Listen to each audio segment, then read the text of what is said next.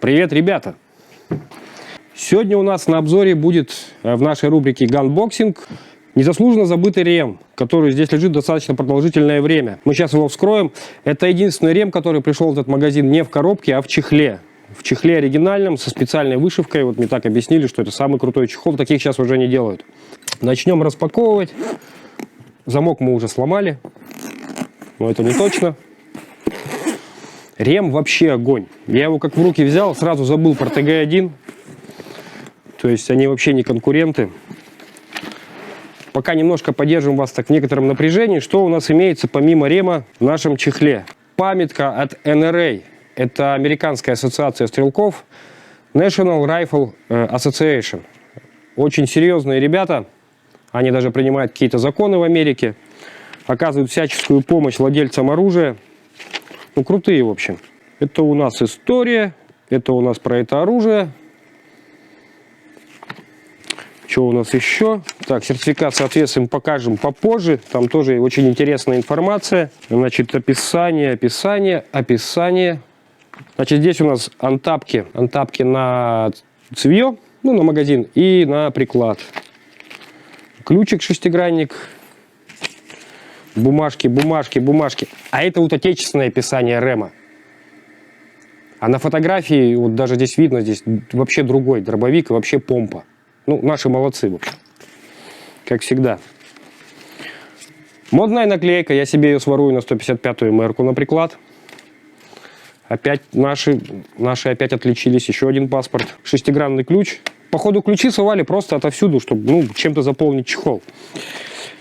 Еще одна наклейка. Ну и вот, сертификат соответствия. Почему он вот должен появиться в кадре? Там видно, в каком году оно здесь сертифицировано.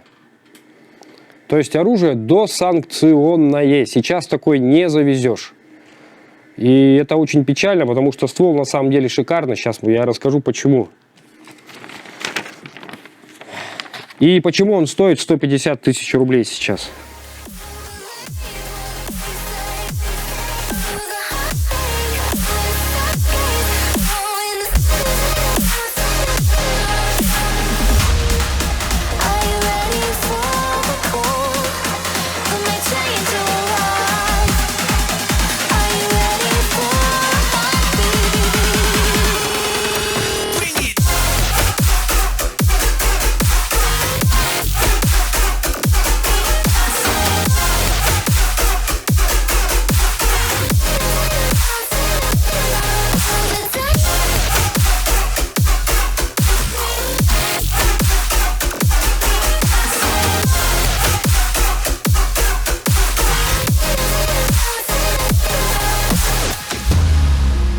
Ну, давайте начнем с внешности. Внешность, как сейчас модно говорить, тактическая. Рукоятка у нас пистолетная. Кстати, не всем нравится угол наклона рукоятки, но мне нравится. Она такая приятная, с хорошей резиной сделана. Приклад у нас с довольно таким хорошим уклоном, но у него регулируемая щека. То есть откручиваешь винты, поднимаешь на необходимую тебе высоту. Производство Mesa Tactical. Это, видимо, какая-то фирма, которая, ну, то есть помогает рему делать что-то тактическое. Кстати, вы уже должны знать, что компании Remington уже нету. В 2018 году ее обанкротили. А здесь у нас место под антапки. Вот место под антапку. Вот место под плоскую большую антапку. Значит, здесь кнопка для снятия затыльника. Вот, затыльник у нас. То есть, я так понимаю, можно менять затыльник, и это нам позволяет снять, соответственно, приклад с рукояткой. По задумке конструкторов, вообще, это оружие должно было разбираться всего лишь на 5 основных частей без использования инструмента. Мы боимся его разбирать, потому что оружие дорогое, оружие не наше, а мы еще не прошли монетизацию на YouTube. Ну, давайте пойдем дальше. Ну, ствольная коробка, там, кто называет ее ресивер. Классный, качественный, алюминий оружейный. Покрыт черным составом каким-то, ну, таким очень приятным на ощупь. Кнопка предохранителя достаточно большая. Ну, чем это удобно? Удобно работать в перчатках. Цевье достаточно удобной формы. Рука прям ложится, прям классно. И присутствуют силиконовые накладки для комфорта, для как бы уменьшения отдачи трения. Очень кайфовые на ощупь. Вот они сбоку, снизу, с другого боку. Ствол на данной модели длиной 710. Имеется вентилируемая планка. Две мушки. Вот одна маленькая мушка, одна обычная мушка. На ствольной коробке у нас место и винты подкрепления планки Picatinny вместе с сайд-седлом, что очень-очень круто. То есть, как бы вообще очень удобно, все сразу у тебя в комплекте. Видимо, этим и обусловлена высокая стоимость оружия. То есть, качество изготовления просто шикарное.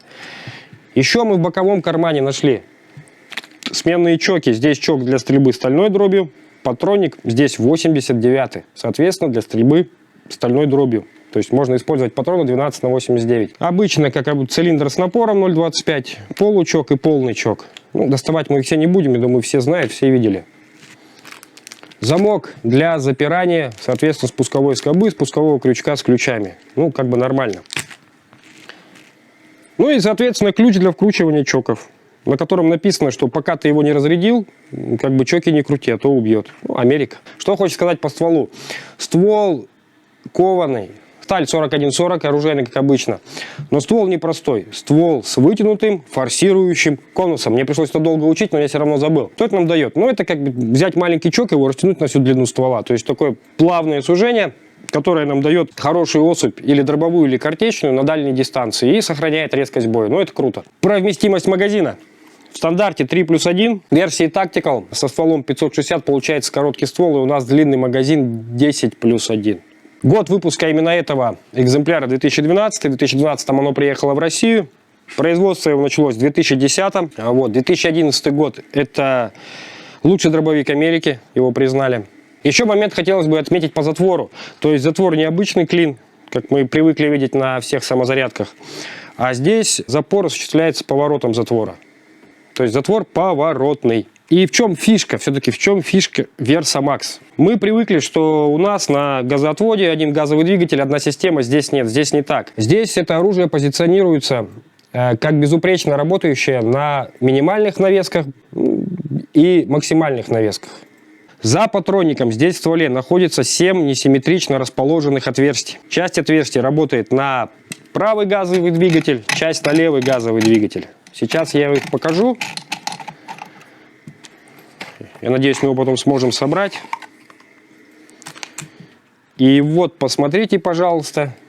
Вот он, правый газовый двигатель, вот его поршень с кольцевыми проточками, которые обеспечивают самоочищение и не дают пороховым газам прорываться в сторону ствольной коробки. А вот левый поршень. Соответственно, напротив этого поршня расположено неравное количество отверстий, которое обеспечивает безупречную работу автоматики на всех режимах. Ну, круто на самом деле круто. И весу в нем еще меньше, чем в стандартном, в обычном, привыкшем нам ружье.